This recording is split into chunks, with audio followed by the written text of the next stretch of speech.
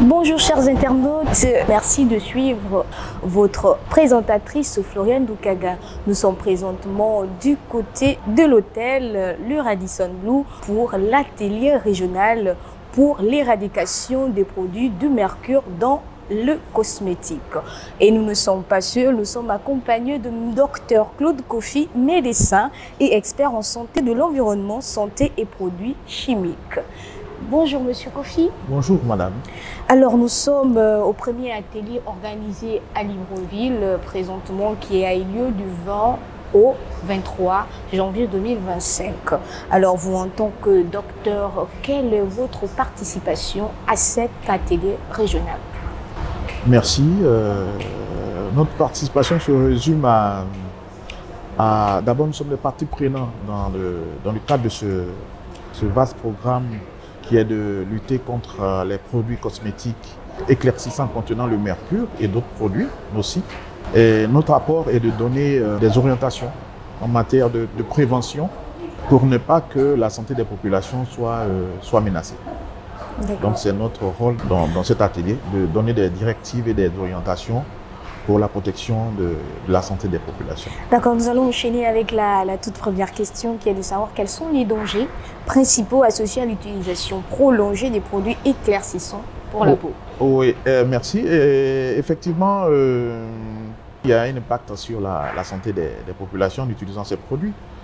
Ces produits sont extrêmement nocifs, notamment nous pourrions avoir, après l'utilisation de ces produits, on peut avoir des problèmes rénaux, on peut avoir des problèmes neurologiques et éventuellement à long terme des problèmes de peau, des dermatoses qui peuvent se traduire. Et lorsque nous parlons de problèmes neurologiques, des cancers par exemple, à long terme. Oui. Ça a un rapport avec les AVC qui sont à répétition que nous rencontrons plusieurs dans beaucoup de générations. D'accord. Certains produits éclaircissants contiennent-ils de substances interdites dangereuses pour la santé? Est-ce que l'hydroquinone est un produit qui affecte principalement la peau comparé au mercure, pardon? En fait, les deux sont des produits dangereux. L'un comme l'autre affectent la santé je ne peux pas dire de la même manière, mais ont les mêmes dangerosités, plus ou moins. Sont dangereux au même titre. Vous savez que l'hydroquinone, ce sont des corticoïdes qui, avec l'utilisation prolongée, peuvent entraîner un problème rénal, une insuffisance rénale à long terme. D'accord, mais pourquoi s'accentuer plus sur le mercure et pourquoi on ne parle pas d'hydroquinone lors de Alors, on ne s'accentue pas spécifiquement sur le mercure. En fait, il y a la convention de Minamata sur le mercure qui traite de ces questions. Donc, quand vous rentrez dans la convention, alors vous ne parlez que de mercure. Et c'est cette convention qui nous a réunis ici, dans le cadre de cet atelier régional. Il s'agit de cette convention qui traite et qui réglemente les questions de mercure, que ce soit dans les substances nocives, dangereuses, que ce soit dans les équipements, que ce soit dans le travail. Vous savez, l'orpaillage qui utilise aussi le mercure dans leur activité. Donc, oui, en tant qu'expert. Voilà, avec les équipements médicaux, par exemple, notamment les thermomètres à mercure, tout ça, ça fait partie des éléments qui sont réglementés, traités dans la convention de Minamata, y compris les produits dont on parle, les produits éclaircissants. D'accord. Donc voilà pourquoi vous avez l'impression qu'on parle de mercure, alors que en réalité, que ce soit le mercure, que ce soit l'hydroquinone, ce sont des produits dangereux. Alors, Monsieur Kofi, Dr Kofi, pardon, j'y arrive. Oui. Existe-t-il des solutions de remplacement sûres pour ceux qui souhaitent éclaircir leur teint sans toutefois prendre de risques pour leur peau? Alors, ici, justement, on ne parle pas de solution de remplacement.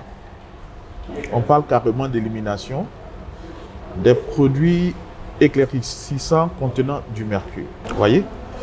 Donc, réglementer, même si on vous donne des alternatives, le fait même de se décaper la peau, de se dépigmenter, est déjà nocif pour la santé. Donc, l'idée, ce n'est pas de faire la promotion de la peau claire en faisant des alternatives. C'est justement, l'idée, c'est de vous faire accepter que la peau naturelle, c'est la meilleure des peaux. et que quand on a la peau naturelle, on est en bonne santé.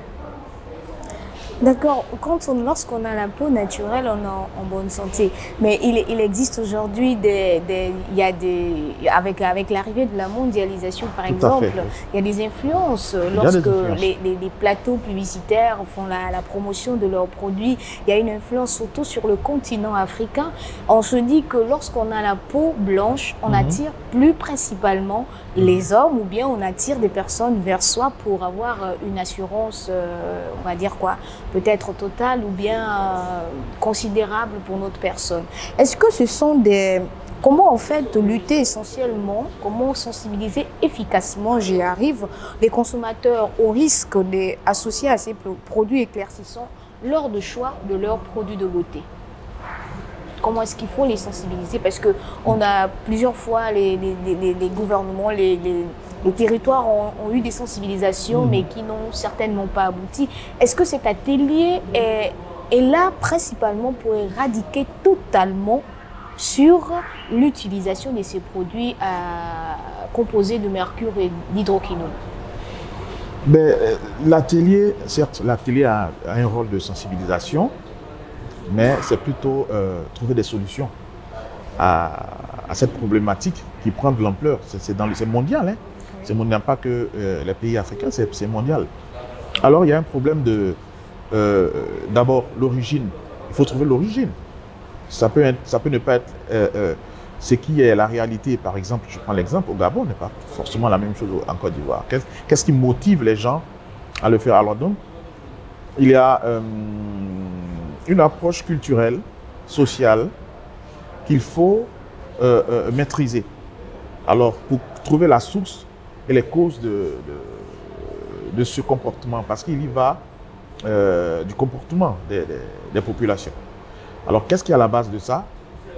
Comme vous avez dit tantôt, il y a les informations qui circulent sur les médias. Dans les médias qui présentent les peaux claires comme les peaux, vous voyez, les peaux prisées. Voilà, les plus prisées, qui attirent et tout ça. Et il faudrait, à ce niveau-là, sensibiliser aussi les médias. Donc, la source, ceux qui sont à la base de l'origine, hein, ceux qui sont à l'origine de ces propagandes et autres, il faudrait aussi les sensibiliser. Demander aux médias et aux hommes de la presse, ceux qui véhiculent l'information, de prendre le pouls de la situation et de comprendre que ils font partie de la cause. Ils font partie de la cause. Ils doivent prendre conscience de leur impact qui est très fort dans ce phénomène. Donc, quand vous voyez les affiches publicitaires, vous voyez les propagandes, on a chaque fois l'impression que c'est les personnes à peau claire qu'on prend. Et donc, c'est une manière maquillée de véhiculer cette information qui, en réalité, n'est pas vraie. Parce que la peau, la meilleure peau, c'est celle qui est naturelle. En termes de cause, je parlais des médias. Vous avez aussi la pression familiale, l'entourage, l'environnement social qui joue aussi.